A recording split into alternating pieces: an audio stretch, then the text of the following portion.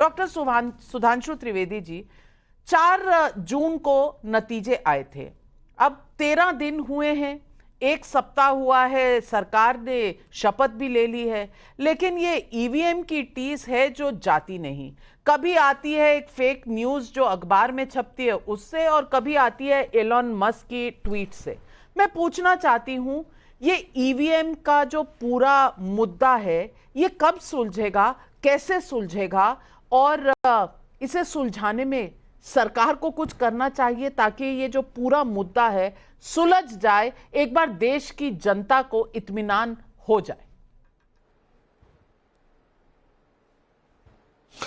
देखिए, ईवीएम हो या एलन मस्क, कांग्रेस हमेशा खंबा नोचने से बाज नहीं आती। यही एलन मस्क जब भारत में आए थे और टेस्ला कंपनी का अपना भारत में खोलना चाहते थे, और प्रधानमंत्री जी ने यह कह दिया था कि जब तक भारत में मैन्युफैक्चरिंग नहीं होगी तब तक हम परमिशन नहीं देंगे। और उस समय जब टेस्ला से बात चल रही तो एलन मस्क फूटी आंख नहीं सुहाते थे। अभी एलन मस्क ने कोई अमेरिका के संदर्भ में बयान दिया और उसको कोई विदेश के बयान को कितनी तेजी से उड़ता हुआ तीर अपने ऊपर ले लेते हैं, उसमें इनकी बाछें खिली हुई हैं। परंतु ईवीएम के बारे में जो इनका अप्रोच है, मैं पहले भी बोल चुका हूं, आखिर आपने क्या समझ रखा देश को कि ईवीएम ने पंजाब में अच्छा काम किया, हरियाणा में खराब काम किया, हिमाचल में अच्छा काम किया, उत्तराखंड में खराब काम किया, दिल्ली में अच्छा काम किया, यूपी में खराब काम किया, राजस्थान मध्य प्रदेश में 2018 में अच्छा काम किया, 23 में खराब काम किया, उसके बाद बंगाल में और तेलंगाना में और कर्नाटक में बहुत अच्छा काम किया, महाराष्ट्र गुजरात में खराब काम किया, फिर तमिलनाडु में अच्छा काम किया, असम में खराब काम किया। मतलब महोदय, ये कहना क्या चाह रहे हैं?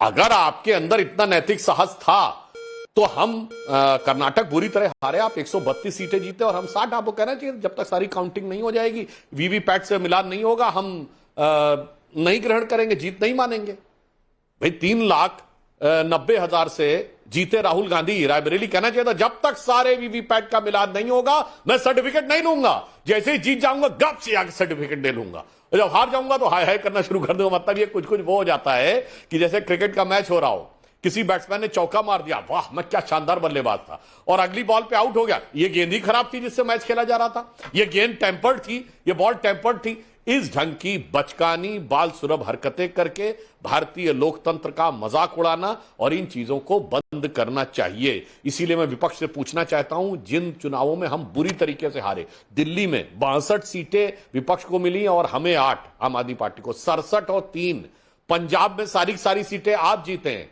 ईवीएम सही थी कि गलत थी? या ईवीएम आप अपने सिलेक्शन के हिसाब से सही और गलत करेंगे? इसलिए राजनीतिक नफे नुकसान के आधार पर तराजू पर तौलकर भारत के लोकतंत्र और लोकतांत्रिक व्यवस्था की मर्यादा को धूमिल करने से बाज जाना चाहिए। रत्नाकर त्रिपाठी जी, जवाब दीजिए, ये सवाल जवाब कब तक चलते रहेंगे? कांग्रेस पार्टी के जो 99 सांसद जीते हैं, क्या किसका जवाब दूं मैडम? आपका दूं कि सुधांशु जी का दूं? जी, एंकर हूं तो मेरा भी थोड़ा सा तो हक बनता है कि मैं भी एक सवाल पूछ लूं, अगर आप नहीं तो आप लोग दोनों एक ही लाइन पे चल रहे हैं ना मैडम, इसलिए तो सुधांशु जी से आपसे इससे बेहतर चीज की और सुधांशु जी से इससे बेहतर जवाब की मैं उम्मीद भी नहीं करता। हाँ, पूरे में उन्होंने यही बोला, सिलेक्टिव बात बोली ना, मैं फिर बता रहा हूं और इस बात को मैं स्टैंड करता हूं फर्मली कि ये सिलेक्टिव चीजें होती हैं। आप जहां देखते हैं आप करते हैं, जहां देखते हैं आपको नहीं फायदा है आप नहीं करते हैं। आप एक कंफ्यूजन, एक कैमोफ्लेज क्रिएट करते हैं और उसके हिसाब से चलते हैं। आपको क्या आपत्ति है मैडम अगर हम आपको बोल रहे हैं कि आपने क्या सुधांशु जी से पूछा कि ईवीएम का रोना किसने चालू किया? सबसे पहले वीवीपैट 11 साल पहले आ चुका। पहली बार 2004 में ईवीएम 543 कॉन्स्टिट्यूएंसी में पार्लियामेंट्री लाई गई। रोया किसने? 2009 में गुजरात इलेक्शन के पहले अब के भारत रत्न, तब के पूर्व उप प्रधानमंत्री लाल कृष्ण आडवाणी जी ने। और कितना रोया इन लोग ने कि सुब्रमण्यम स्वामी, लाल कृष्ण आडवाणी, जीवीएल नरसिम्हा, अरुण जेटली, पता नहीं कौन कौन तत्कालीन चुनाव आयुक्त, मुख्य चुनाव आयुक्त नवीन चावला से मिले, उनको रिप्रेजेंटेशन दिया। उन्होंने भी उनसे कहा, जैसे आप बोल रही है ना कि हमसे ईसीआई ने कहा, उन्होंने भी कहा ये शुद्ध कर दीजिए, आइए बैठिए, नहीं आए। जो election commissioner, chief election commissioner 3 जून को प्रेस कॉन्फ्रेंस करता है और एक पत्रकार जब उससे पूछता है कि नोटा तो अभी बाकी है, आपने क्यों सूरत के जो मुकेश दलाल है उनको डिक्लेयर कर दिया कि नहीं भाई वो विजयी हो गए, और उस पूरे को प्रेस कॉन्फ्रेंस को देख लीजिए, वो छपा जाता है। ये इलीगल है ना। नोटा बाकी था, क्यों नहीं आपने चुनाव कराया? जो मुख्य चुनाव आयुक्त अमित शाह जी की सफाई खुद देता है प्रेस कॉन्फ्रेंस करके, जिसके ऊपर आरोप लगे वो सफाई दे, क्यों वो सफाई देने जाते हैं? तो उन पे शंका तो लाजिमी है। आप और सुधांशु जी जितना भी मजाक उड़ाना है उड़ा लें, लेकिन लिखा किसने, डॉक्यूमेंटाइज किसका है? जीवीएल नरसिंहा राव का। Democracy at risk, can we trust our EVMs, कब लिखा? 2010 का उदाहरण देते हुए उस समय लिखा।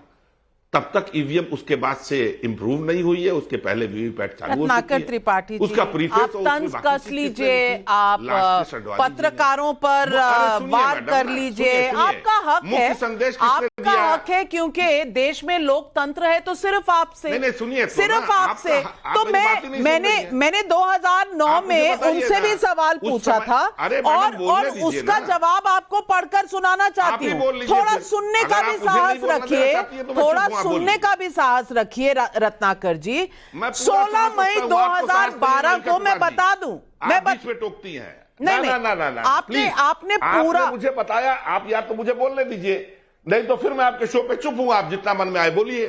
भाई साहब, 60 सेकंड ओपनिंग है। मैंने आपको 120 सेकंड दिया। अभी अगर आप पहले बोलना चाहते हैं तो आप बोल दीजिएगा, पर एक सवाल पूछ लूं, इस पर भी जवाब दे दीजिएगा।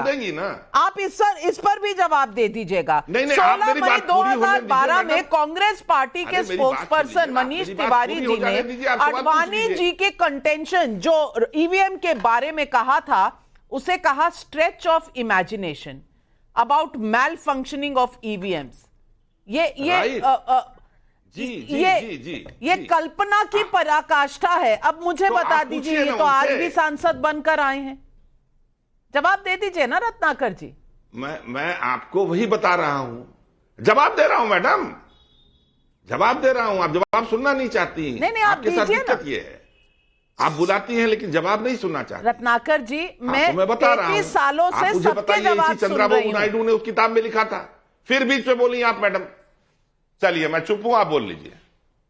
अब आप बोल लीजिए, मैं आपकी बात सुनता हूं। आपके पास यहाँ तो कोई तथ्य नहीं है, और यहाँ फिर आप तय कर आए हैं कि आपने एंकर को बोलने नहीं देना। अगर वो सवाल पूछेंगे तो आप हावी हो जाएंगे। हावी मैं किसी को अपने ऊपर होने देती नहीं हूं। आपको जवाब देना है दीजिए, नहीं तो आपकी मर्जी। लोकतंत्र जितना आपका है उतना मेरा। हावी नहीं होने देता। चलिए, आपको मैं 45 सेकंड का समय देती हूँ, आप जवाब दीजिए। लोकतंत्र आपका है उतना भी मेरा है, यही मैं आपको बता रहा हूँ। आपका समय शुरू होता है अब। आप मेरी बात सुनिए, चंद्रबाबू नायडू से पूछिए ना, जिन्होंने, फिर आप भी बीच में चंद्रबाबू नायडू से पूछे जिन्होंने प्रश्न उठाए उसी किताब में। और तब तक गंगा में बहुत पानी बह गया। ईवीएम मशीन्स को लेकर के जो चर्चाएं हो रही हैं, उसको लेकर लोगों के अंदर संशय बढ़ा।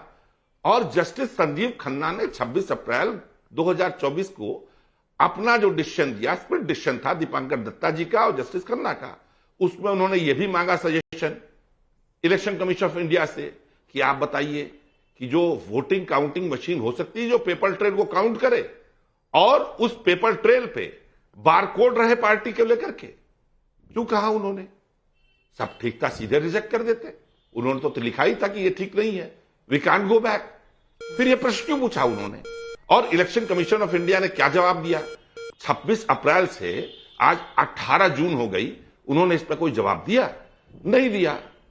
तो आप चाहें तो इसको रोना बोल सकती हैं, सुधांशु जी चाहें इस पे लंबे लंबे वक्तव्य दे सकते हैं, लेकिन न आप हमारा विरोध करने का अधिकार छीन सकती हैं, न आप मेरे ऊपर हावी हो सकती हैं, न आप कांग्रेस और विपक्ष पर हावी हो सकती हैं।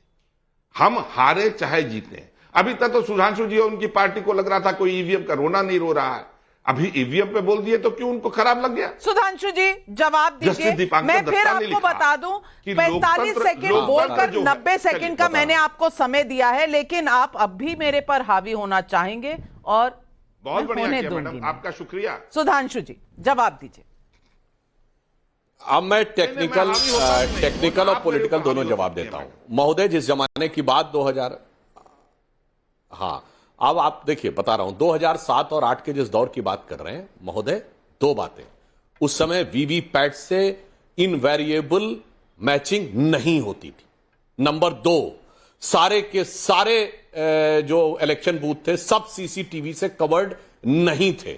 नंबर 3, उस दौर का एक आप ऐसा प्रेस कॉन्फ्रेंस दिखाइए, प्रेस विज्ञप्ति, जिसमें कि चुनाव आयोग ने डेट और टाइम देके कहा हो कि यह हैकाथन है, जिसको आकर हैक करना हो हैक करके दिखाए, जो इस दौर में हुआ। तो उस समय कंसर्न थे, अब सारे के सारे सीसीटीवी से फुल्ली कवर्ड है।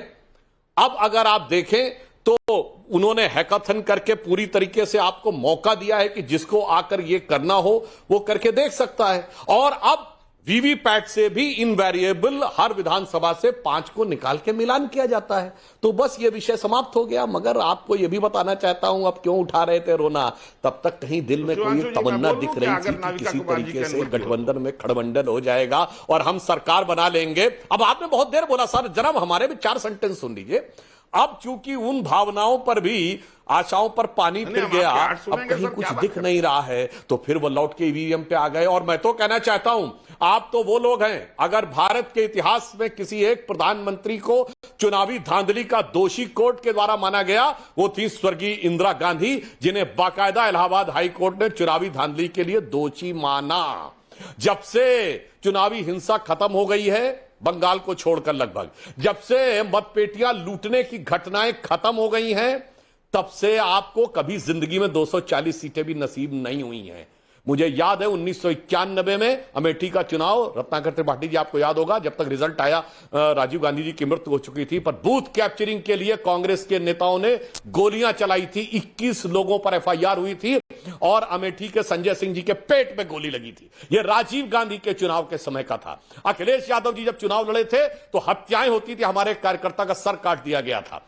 इसीलिए मैं कहना चाहता हूं, और उस जमाने में ऐसी ऐसी घटनाएं भी आती थी कि किसी बूथ पर जितने वोट थे उससे ज्यादा वोट निकल आते थे, क्योंकि जब मतपेटी कई बूथों की लूट के ले जाई जाती थी तो कई बार ढकाढक डाल के डालने में यह ध्यान ही नहीं रहता था, उसमें ज्यादा डाल दिए गए। 1 घंटे के लिए बूथ कैप्चर होता था और सारे वोट पड़ जाते थे।